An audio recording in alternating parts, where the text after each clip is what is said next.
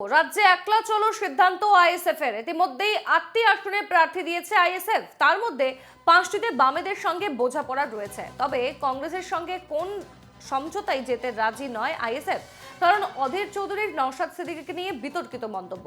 এই অবস্থায় আজ আইএসএফ এর জরুরি বৈঠক রাজ্য কমিটির। ডায়মন্ড হারবারে নওশাদ সিদ্দিকীকে প্রার্থী করা নিয়ে এখনো দ্বিধা বিভক্ত আইএসএফ। এই আবহে দক্ষিণ মালদা আসনে প্রার্থী না দিতে আর্জি জানিয়ে আইএসএফকে চিঠি দিলেন মালদা জেলা কংগ্রেস সভাপতি তথা বিদায়ী সাংসদ আবু হাসেম খান চৌধুরী। মূলত আইএসএফ এর বিধায়ক নওশাদ সিদ্দিকীকে সেই চিঠি পাঠানো হয়েছে। ভোট ভাগাভাগিতে বিজেপির সুবিধা হওয়ার আশঙ্কা তুলে ধরা হয়েছে সেই চিঠিতে। উত্তর মালদা আসন থেকে প্রার্থী প্রত্যাহারের আর্জি জানানো হয়েছে। এনকেটিভি বাংলাকে জানালেন আইএসএফ এর রাজ্য সভাপতি শামসুর আলী।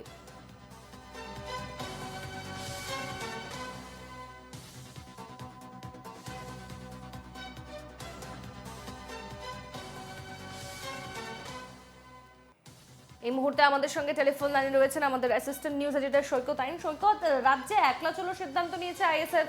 ইতিমধ্যে ৮টি আসনে প্রার্থী দিয়েছে তারা, কিন্তু তার মধ্যে ৫টিতে বামেদের সঙ্গে বোঝাপড়া রয়েছে। তবে কোন কংগ্রেসের সঙ্গে কোন সমঝোতায় তারা যেতে রাজি নয়, এমনটা জানা যাচ্ছে।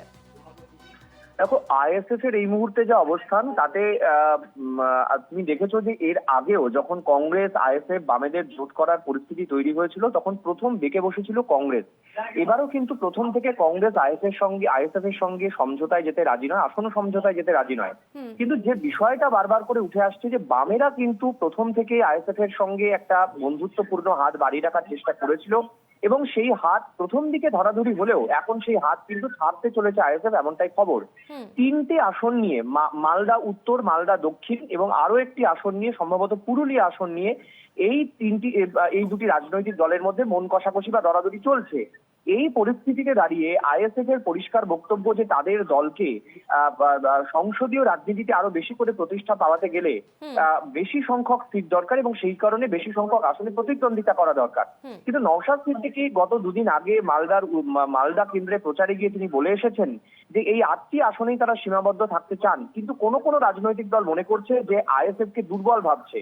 তাদের জন্য তিনি বার্তা দিয়েছেন প্রয়োজনে আইএসএফ আরো ৩-৪টি আসনে লড়বে। এই ৩-৪টি আসন নিয়ে মূলত সমস্যা। এর মধ্যেই আবু হাসেম খান চৌধুরী ডালুবাবু তিনি চিঠি দিয়েছেন নওশাদ সিদ্দিকীকে যাতে মালদা দক্ষিণ এবং মালদা উত্তর কংগ্রেসের যে দুটি শক্ত ঘাঁটি সেই ঘাঁটিতে তারা যেন প্রার্থী না দেয়। ফলে আইএসএফ এর কাছে এই মুহূর্তে কংগ্রেসের জন্য যেমন রাস্তা বন্ধ বা কংগ্রেসও রাস্তা বন্ধ করে রেখেছে, বামেদের সঙ্গেও আর নতুন করে আসন সমঝোতার কোনো সম্ভাবনা নেই বলেই খবর আমরা পাচ্ছি।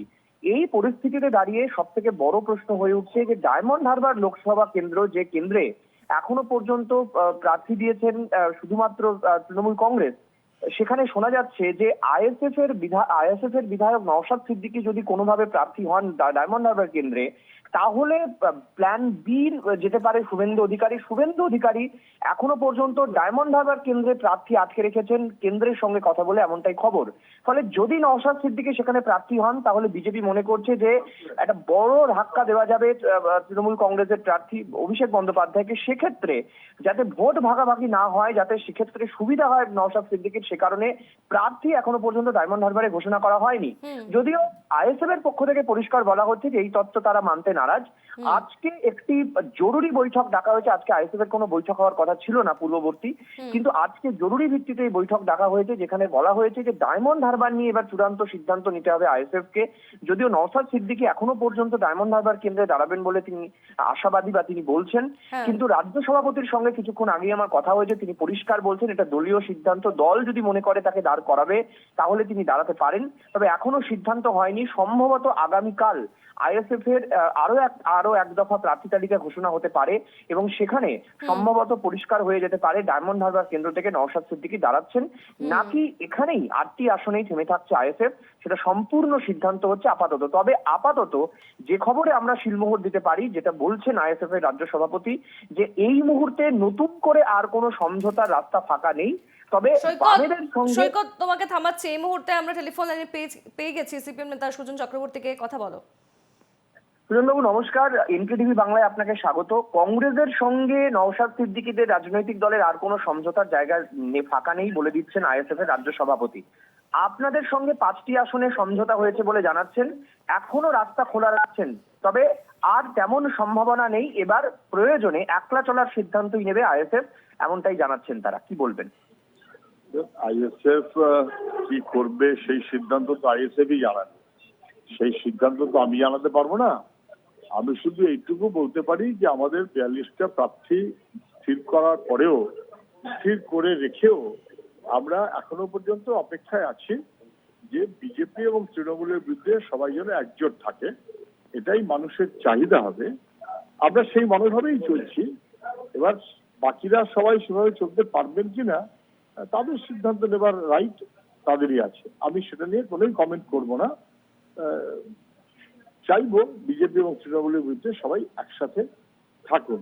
মানুষ পশ্চিমবাংলায় তৃণমূল থেকে নিষ্কৃতি চায়, পরিত্রাণ পেতে চায় এবং বিজেপির যে বাহিনী সেখানে তারপরে ভরসা করার মতো কোনো মানুষের কারণ নেই, রেহাই পেতে চায়। মানুষ চায় তৃণমূল থেকে পরিত্রাণ, নিষ্কৃতি এবং অবশ্যই বিজেপি থেকে রেহাই। সুজনবাবু, যদি নওশাদ সিদ্দিকী ডায়মন্ড হারবারে প্রার্থী হন, আজকে এ নিয়ে বৈঠক চলছে, আপনারা গতবার প্রার্থী দিয়েছিলেন, এবারও কি তাহলে সেক্ষেত্রে প্রার্থী দেবেন? যদি নওশাদ সিদ্দিকী ডায়মন্ড হারবার থেকে তিনি ঘোষণা করেছিলেন যে তিনি প্রার্থী হতে হবেন, আমরা আলাপ আলোচনা ছাড়াই উনি একতরফা বলেছিলেন, আমরা তাতে তখন বলেছিলাম, এখনো আমরা তাই বলছি, উনি যদি ওখানে প্রার্থী হন তাহলে আমরা চাইবো যে ওনার প্রার্থী হিসেবে উনি জয়লাভ করুন, তাহলে আমরা প্রার্থী দেব না। কিন্তু উনি যদি প্রার্থী না দেন তাহলে তার ওর কিছু বলার থাকে না। বেশ, অনেক ধন্যবাদ সুজন বাবু, অনেক ধন্যবাদ। কথা বলছিলাম সিপিএম নেতা সুজন চক্রবর্তীর সঙ্গে। তুমি শুনলে যে সুজন বাবু পরিষ্কার বলে দিলেন যে নওশাদ সিদ্দিকী যদি ডায়মন্ড হারবারে প্রার্থী হন তাহলে সিপিএম সেখানে প্রার্থী দেবে না।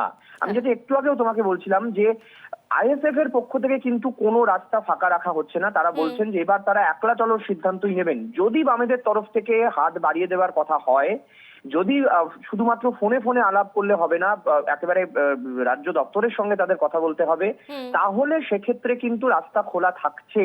তবে আইএসএফ আর ওয়েট করতে রাজি নয়। এবার তারা প্রয়োজনে যে 3টি আসনে প্রার্থী দেওয়ার কথা তারা ভাবছেন, প্রয়োজনে তাতে প্রার্থী দেবেন এবং তার মধ্যে একটি কেন্দ্র হচ্ছে ডায়মন্ড হারবার। ধন্যবাদ সৈকত।